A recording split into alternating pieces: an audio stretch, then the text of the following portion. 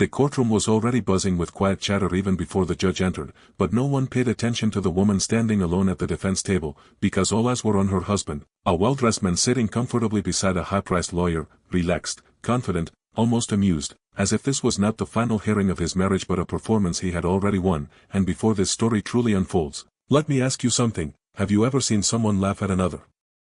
person's silence, thinking it was weakness, only to realize too late that silence was strength all along? And if stories about justice, emotional resilience, and unexpected power shifts move you, make sure you like this video and subscribe to the channel, because this story proves that dignity always has the final word. Emily stood still, her hands folded neatly in front of her, wearing a simple navy dress with no jewelry, no designer bag, no lawyer standing beside her, while her husband Richard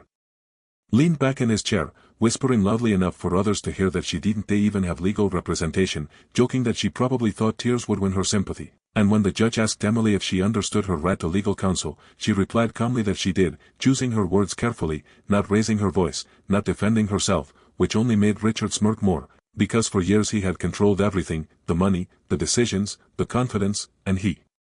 believed this courtroom would be the place where he finally proved she was nothing without him, remembering how he used to tell her she was too small to survive alone, how he mocked her for trusting people, how he reminded her that he paid the bills and therefore made the rules. And as his lawyer began presenting documents meant to overwhelm her, financial statements, asset claims, legal jargon spoken fast and cold, Richard watched Emily closely, waiting for panic, for confusion, for fear, but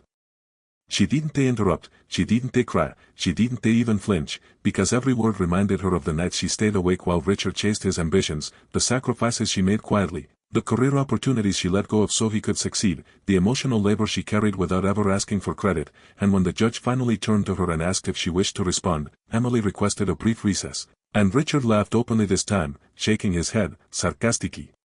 asking what she planned to do, call a miracle, causing light laughter in the room. But the judge allowed the recess anyway, and as Emily walked toward the back of the courtroom, her steps steady and unhurried, the doors opened, and in walked an elderly woman whose presence immediately shifted the air, her posture straight, her movements precise, wearing a tailored charcoal suit that spoke of authority without arrogance. And conversations died mid-sentence as the judge looked up in recognition.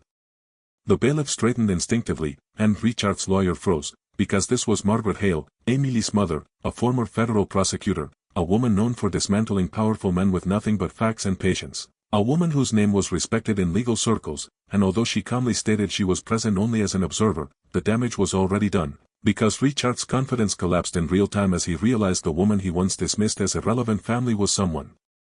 the system itself respected. And when the hearing resumed, Emily spoke, not with rage, not with revenge, but with clarity, explaining how financial decisions were made without her consent, how accounts were moved, how assets were framed as Richard's achievements when they were built on joint sacrifice. And as she spoke, the courtroom listened, because her voice was steady, grounded in truth. And when Richard attempted to interrupt, the judge silenced him, sensing that for the first time, the full story was being told. And Richard's lawyer struggled to regain control, realizing that the narrative they built depended entirely on Emily staying silent. And now that she wasn't, everything unraveled, because evidence showed patterns of manipulation, emotional control, and quiet exploitation masked as leadership. And Margaret never once spoke out of turn, yet her presence alone reminded everyone that intelligence doesn't always announce itself loudly. And when the judge finally delivered the ruling, it was balanced, fair, and devastating too. Richard's assumptions, assets divided justly, Emily granted financial independence, and her contributions formally acknowledged. And as the gavel struck, Richard sat frozen, understanding too late that mocking someone for standing alone was his greatest mistake, because strength doesn't always come with a lawyer beside you, sometimes it comes with patience, truth, and the courage to speak when the moment is right. And as Emily walked out of the courtroom, she didn't look back, because she no longer needed validation from someone who once underestimated her. And her mother gently squeezed her hand, proud not because a case was won, but because her daughter had reclaimed her voice. And the lesson echoed long after the courtroom emptied, that dignity is powerful, silence can be strategic, and no one should ever mistake calm for weakness. And if this story inspired you, moved you, or reminded you of your own hidden strength, don't forget to like the video and subscribe to the channel. Because stories like this are reminders that justice often arrives when arrogance least expects it.